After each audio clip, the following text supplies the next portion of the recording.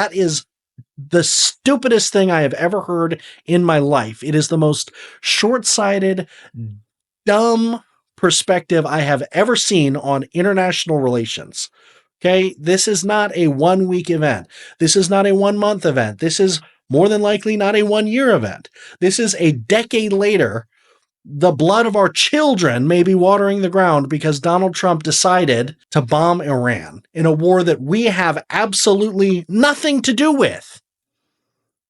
Israel got us involved in this for no reason, and now Americans are going to pay the costs.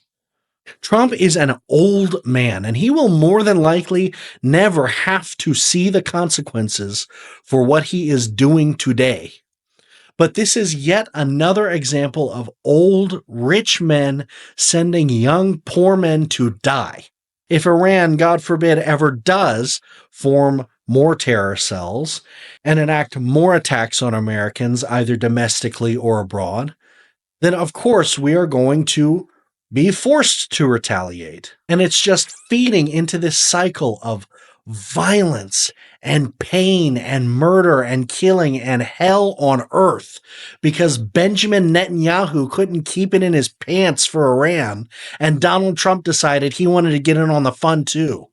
And that's not even covering the possible financial consequences, the disastrous economic impact this could have. Because Iran controls the Strait of Hormuz between Iran and Oman. If they wanted to, they could bring it to a complete halt, just like the Houthis did in the Red Sea. It wouldn't be that hard. Just the threat that Iran might start bombing ships going through the strait would be enough to bring traffic to a halt. And that is where all of our Saudi friends send their oil through. That's where the United Arab Emirates ship through. That's where Saudi Arabia ships through. That's where Iraq ships through. That's where they send their oil through to get to the ocean. They have to go through that one single strait. So if Iran really decided to just proverbially go nuclear and burn everything to the ground, they absolutely could.